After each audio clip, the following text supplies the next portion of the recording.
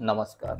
आज हम माँ भगवती के चरित्र के 9वें दिन पहुंच गए हैं, जहां माँ भगवती सिद्धिदात्री के रूप में पूजी जाती है। सिद्धिदात्री यानी कि साधक जो है अब वो सिद्ध हो जाता है। सिद्धि मिले तो साधक निपजे, जब घट होते उजाला, ऐसे गोरखनाथ ने बोला है। तो साधक जब तक साधक रहता है, जब तक उसको सिद्धि नहीं मिल जाती, और जब सिद्धि मिल जाती है यानी कि उसके घट में, उसके अंतर में उजाला हो जाता है। जैसे हमने महागौरी का जिक्र था, महागौरी के स्वरूप में जब उजाला आ जाता है तो फिर वो सिद्ध हो जाता है। अब सिद्ध का मतलब क्या है? सिद्धि का मतलब अब हम सब कुछ जानते हैं, सब कुछ कर सकते हैं। परमात्मा को ध्यान करते करते, माँ भगवती का ध्यान करते करते भगवती का स्वरूप हो जाते हैं। तुलसीदास जी ने बोला है, तेहि जाने जाए देहि जनाई, जाने तुम्हें तुम्हें हो जाई। यानी कि उसकी कृपा होती है, वही उसको जान सकता है। और उसको जैसे जानता जाता है तो उसी के गुण उसके अंदर उतरते जाते हैं साधक के अंदर, और उसके गुण उतरते उतरते पूर्णतः जब उसके गुण उतर जाते हैं तो वो उसी की तरह हो जाता है, यानी कि शक्ति से संपन्न बन जाते हैं। तो शक्ति से संपन्न बनने की एक क्रिया क्रमशः लगातार धीरे धीरे नियम के साथ जब हम साधना करते हैं तो इस स्तर पे कोई भी पहुंच सकता है। ये 9 दिनों की साधना हमको पूर्णता प्रदान करती है। ये इसमें एक बात ये होती है कि जो इंसान, जैसे होता है ना, कोई अंधकार में है, अज्ञान में है, सोया हुआ है। अब सोया हुआ है तो वो साधना कैसे करेगा? वो साधना करेगा तो सोए सोए साधना करेगा अगर, तो फिर ये सिद्धि की स्थिति तक वो कैसे आएगा? तभी आएगा जब उसको एक जागे हुए किसी व्यक्ति के संपर्क में आके उनको धीरे धीरे ये साधना सीखनी होती है। तो गहरी साधना के लिए, बाकी सामान्य रूप से सभी को अपने अंदर एक जागृति पैदा करते हुए,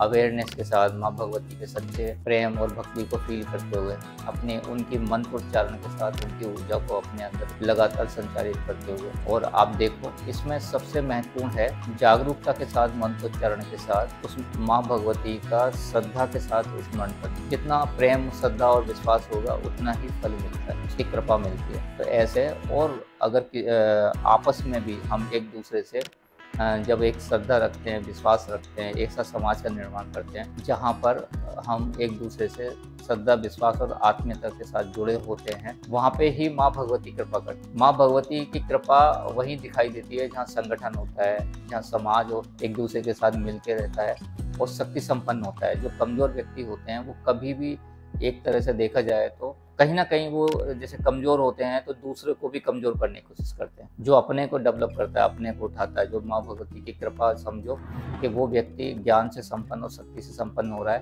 वो दूसरों को भी सहायता करता है और शक्तिशाली और ज्ञानी बनाने में सहायता करता है। और ऐसे लोगों, जब माँ भगवती जो है ना, अपने जैसे कुल बोलते हैं, जो शक्त बोलते हैं, जो शक्ति की पूजा करते हैं, तो उसको शाक्त बोलते हैं, शाक्त संप्रदाय। जो शाक्त संप्रदाय होते हैं वो एक शब्द उपयोग करते हैं माँ भगवती की पूजा के लिए, वो होता है कुल। तो जो उनके कुल का होता है, शक्ति के कुल का होता है, तो वो सब आपस में मिलके एक शक्तिशाली संगठन बनाते हैं। तो ये हमारा भारत है ना, ये शक्ति की पूजा करने वाला, माँ भगवती की पूजा करने वाला, जो पूरी दुनिया में केवल भारत ही ऐसा देश है जहाँ पे शक्ति की पूजा होती है। स्त्री रूप में अगर भगवान को, परमात्मा की शक्ति को, उसकी ऊर्जा को पूजा जाता है, समझा जाता है, स्वीकार किया जाता है, उसके लिए प्रार्थना करके उसके संरक्षण प्राप्त किया जाता है, तो वो भारत देश ही है। तो भारत में शक्ति का आह्वान का ये समय है। हमने शक्ति की पूजा करना बंद कर दिया, शक्ति का आह्वान करना बंद कर दिया। वास्तव में हम एक काल्पनिक बाहर की पूजाओं में उलझे रहे,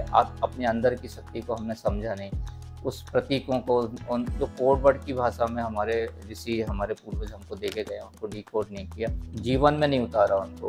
उस जो नियम है उनके, जैसे भी हम मंत्र हैं, हमारे मंत्रों को आप अगर विधि विधान से करते हो, हालांकि अभी वो समय नहीं है कि हम पूरा उस लेवल पे नहीं जी रहे हैं, जो बातें उन्हें बताई नहीं, अगर हम थोड़ा सा श्रद्धा विश्वास के साथ, और अभी इस युग में देवता की पूजा करने के लिए, देवी की पूजा करने के लिए हमको वो स्वभाव लाना पड़ता है। देवी बन के ही कोई देवी की पूजा कर सकता है, देवता बन के ही कोई देवता का आह्वान कर सकता है। तो वो गुण भी हमारे अंदर आए, ऐसी हमको भावना के साथ ये सब करना है।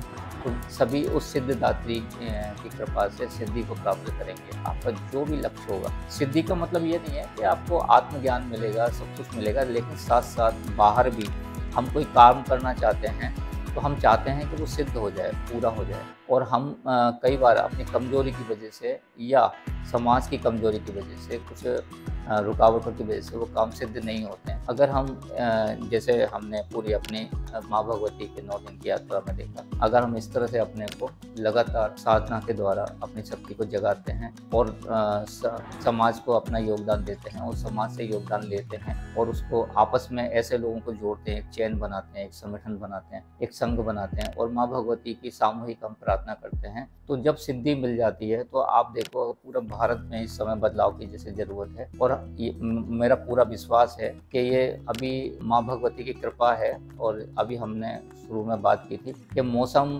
का बहुत समय का बहुत प्रभाव होता है, काल का बहुत प्रभाव होता है। बादल ऐसे सूना पड़ा रहता है, एकदम बादल आते हैं, आसमान ऐसे क्लीन होता है और बादल आते हैं, अचानक बरसात होने, पता नहीं चलता, समय का प्रभाव होता है। बरसात होने लगती है तो जो भूमि ऐसे सूखी पड़ी होती है वो अचानक उसमें पड़े हुए बीज फलीभूत होने लगते हैं और हरियाली हरियाली छा जाती है। ऐसे हमारे अंदर भी जो शक्ति के बीज सोए हुए पड़े हैं, जो हमारी क्षमताएं सोई हुई पड़ी हैं, वो हमारी साधना से जाग जाती है। जब पूरी तरह जाग जाती हैं तो हम उस सिद्धिदात्री की कृपा को साक्षात फील करते हैं। तो मैं प्रार्थना करता हूँ माँ भगवती से सबके लिए, अपने देश के सब देशवासियों के लिए, सब सनातनियों के लिए और पूरे विश्व के लिए कि ऐसे बादल छाएं, प्रेम के बादल माँ भगवती की कृपा के और बरसें और सबके अंदर जो माँ भगवती की शक्ति के जो बीज पड़े हुए हैं वो फलीभूत हों और हम अपने कार्यों को सिद्ध करने में सक्षम बने।